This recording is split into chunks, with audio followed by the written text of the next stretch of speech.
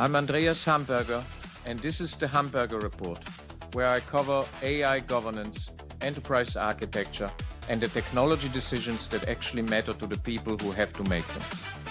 If you find this useful, subscribe and hit the like button.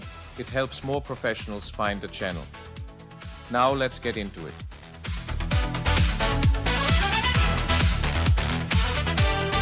$1.8 million. Approved by the CFO. Processed by the finance team. Every technical authentication check, green, and every cent went to a criminal. Not because the systems failed, because the email was perfect. A Wellington-based public sector agency received what appeared to be a routine payment request from a long-standing supplier. The email referenced an ongoing project by name. It used the managing director's authentic writing style, her characteristic sign-off, a recurring private joke about procurement paperwork, technically indistinguishable from the real thing. The supplier had never sent that email. Her account had never been compromised.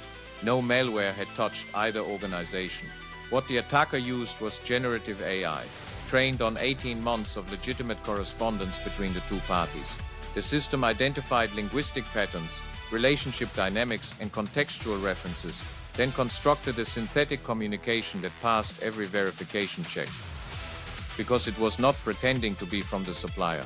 It was the supplier rebuilt from her own words. The breach was discovered 4 days later when the real supplier rang to ask about the overdue payment. I'm Andreas Hamberger.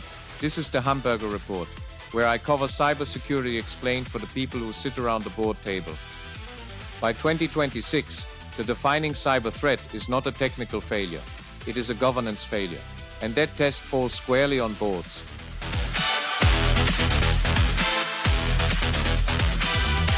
Most cybersecurity guidance written for boards was designed for a world that no longer exists. It treats cyber risk as an IT problem.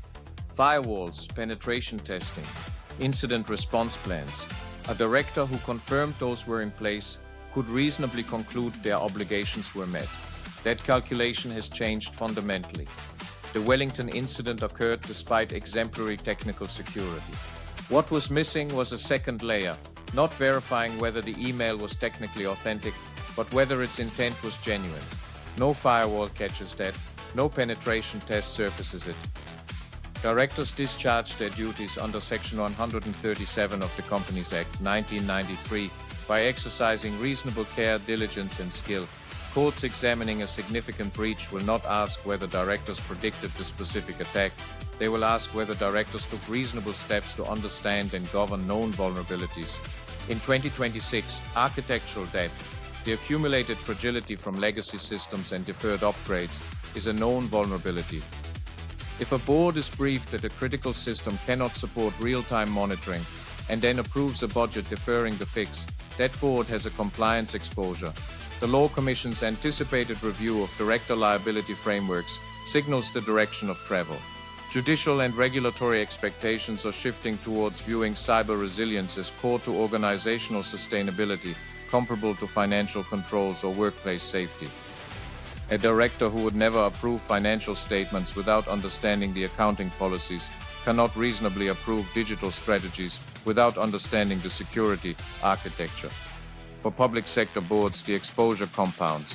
A cyber incident affecting citizen services triggers parliamentary scrutiny, Auditor General oversight, and the potential erosion of ministerial confidence. Boards must be prepared to explain their governance decisions to select committees and affected communities.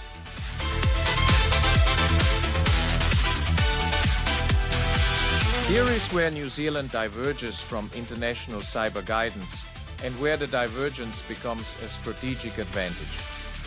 Te Tiriti or Waitangi establishes constitutional obligations that transform data governance from compliance into partnership.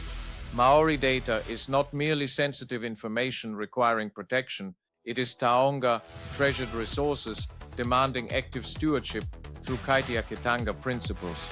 When an adversary compromises Maori data, the harm extends beyond privacy violations or financial loss. It represents a breach of constitutional partnership that erodes institutional legitimacy for generations. Properly understood, this obligation is not a burden. It is an additional security layer that generic international frameworks miss entirely. Implementing cultural security envelopes means evaluating communications, not just for technical authenticity, but for cultural appropriateness.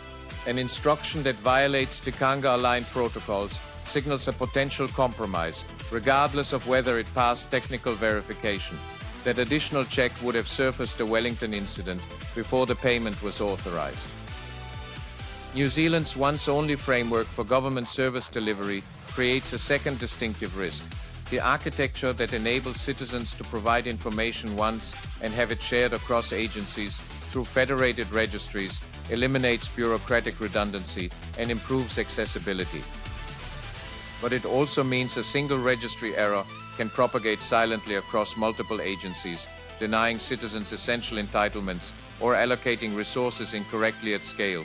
International frameworks such as NIST or ISO 27001 provide valuable technical guidance, but they cannot address the intersection of Te Tiriti obligations, once-only architecture risks, and New Zealand's specific regulatory environment. This series does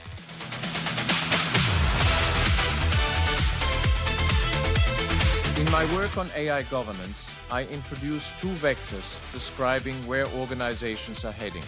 They apply with equal force to cybersecurity. The Heaven vector describes deployment governed by transparent oversight, human accountability, and active board stewardship. Applied to cyber, it means boards that demand verifiable evidence of mitigation, treat Maori data obligations as competitive advantage rather than compliance overhead, and maintain governance frameworks adequate to contemporary threats. Organizations on this vector build trust, and trust compounds. The Skynet Vector is what happens when governance is delegated downward until nobody is accountable. Fast adoption, opaque decisions, fragile architecture. The Wellington incident, the major health sector breach of late 2025. Organizations that moved quickly until the first serious incident, then discovered they had no audit trail, no accountability chain, and no framework to prevent recurrence. Law Commission review is coming. Regulatory expectations are shifting. Judicial interpretation of Section 137 is tightening. This is no longer the future. It is the operating environment. This series, Cyber Guide for NZ Boards, provides the governance tools directors need. Intent verification frameworks, grounded in Te Tiriti, crisis protocols for the first 24 hours of a breach, and accountability tools that translate architectural debt into board-level financial and legal risk. Not IT guidance, board governance. If you are a director or board advisor who needs to understand cyber risk without the jargon, subscribe to the Hamberger Report for daily insights. New videos every day.